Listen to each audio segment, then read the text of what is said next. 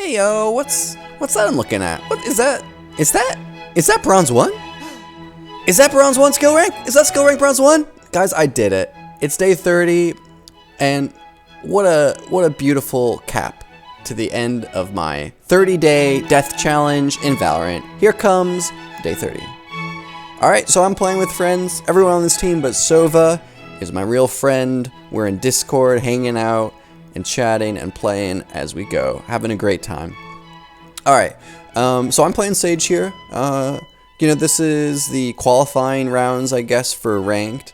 And so I feel like if no one on our team is playing Sage, I got to. I'm going to pause it here. This is actually something that came up in one of my day 1 videos. The question of, when does it make sense to heal a teammate who's peeking around a corner taking a lot of damage? And then I was kind of unsure. To be honest, I'm still a little unsure. I think there's some nuance here. But in general, I think it makes sense to heal when you can. When your teammate's taking a lot of damage, you're safe. It can make a big difference early round to keep someone alive, So, yeah, there I do get off the heal. We're back to this kind of full health squad, which is great. We're up 5v4. He does end up getting taken out, but, gives him a chance there to do a lot of damage. And I'm able to get out the trade there with Reyna. However, pinched from the other side as I'm watching her flank. That happens a lot here, actually. Now here it makes sense. I'm looking at Raze. They should be looking more towards A site, where the spike went down. We were all just taken out there, so they should be expecting someone there. But they're not watching it, and so they also go down. As a team, we don't do well there, and that's a round lost. All right, here we go. This is death number 2 for day 30. Here we're pushing B, and yep. I have a little lesson here about walls and lack of penetration. Now you would expect that wall to be impenetrable, but I thought I'd give it a try, and in fact it is. It's not worth trying to shoot through that. It's not going to work out. I do put down some rounds into the fruit market, and I think someone actually is still there. But we push onto site, and I've got spikes, so I got a plant.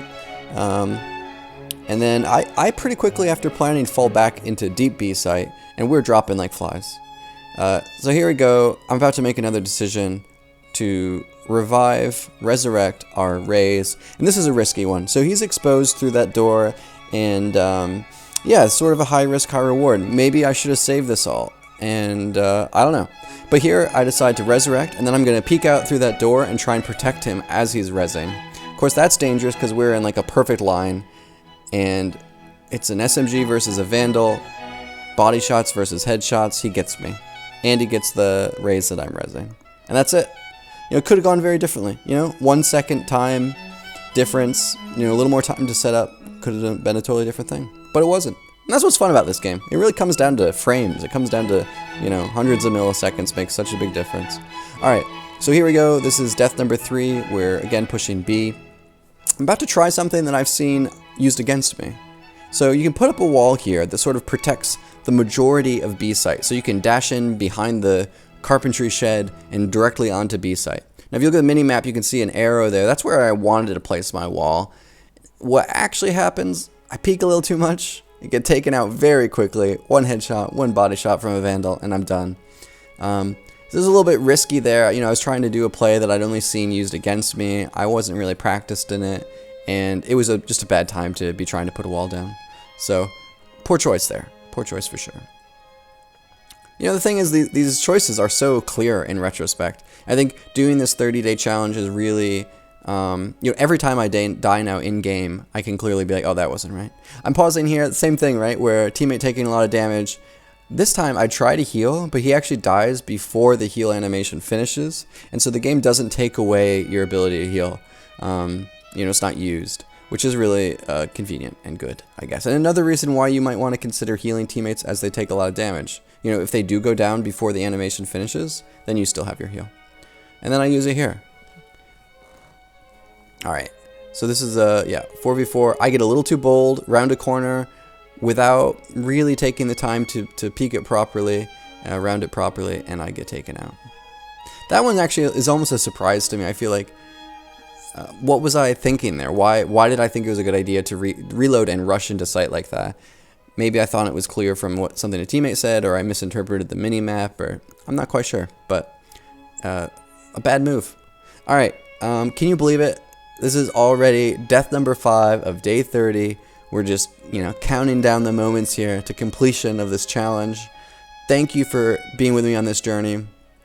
All right, so here, Spike is actually down in Fish Market. And so my general high-level idea here is just to keep eyes on the Spike. However, our Reyna pointed out that there's this great choke point here, this natural choke point through this door, and the Spike is just on the other side of it. So really, we shouldn't have been in Fish Market. We should have been on site, right? Protecting site, but watching Spike through that doorway. Instead, we're kind of having to watch our angles while we're in Fish Market. I am able to get off this Reyna kill, but look at this. I have 4 bullets left, and I just know I have to reload. So I actually call it out, guys, I'm sorry. I got to reload, and they're ready for it. They know I'm there. They hear the reload. They come around. They take me out. Now, maybe I should have just not reloaded. Maybe 4 bullets is enough. Definitely shouldn't have been in Fish Market. Should have been playing on site. But, it is what it is. Alright, so here we go. This is the final round. The match point round of day 30 of my 30-day death challenge. How's it going to go? Well, not great. They're rushing onto A site here. They throw on a whole bunch of utility. Viper comes in. Lear comes in. I make a decision to go for the Viper because my crosshairs were already on her rather than take out the Lear. And I actually, it's just a crazy spray. But between me and a teammate, we do take out the Viper. I do a little bit of damage to Reyna. Wasn't perfect, but, I alerted my team to A and did as much damage as I could. I was the only one on A site at the time. And, that's the way the cards fall sometimes. So, let's see, can my team pull it out? Pull it out? Can my team make it happen for this final round? Okay, well, that's actually it. That's it for all of my real friends. And now this is just some rando guy who is probably better than most of us on the team, so. But let's see what happens. Oh, he gets out his ult. Putting down some just completely blind ults. And that's it. Wow. Can you believe it? It feels so good and so bad to be done. Thanks so much for watching. I think I'll probably release a few videos in the future, just Valorant stuff, maybe some different stuff. I don't know. I like games. I like doing videos. It's all fun. I also do want to do sort of a post-challenge analysis in terms of looking at the data. I have been taking screenshots of the scoreboard and compiling data, so it'd be fun to see how I improve. I mean, I got that bronze, and to me, that's all I need. I feel like I graduated, and it was a huge success. Thanks so much for sticking with me. Take it easy. Ciao for now.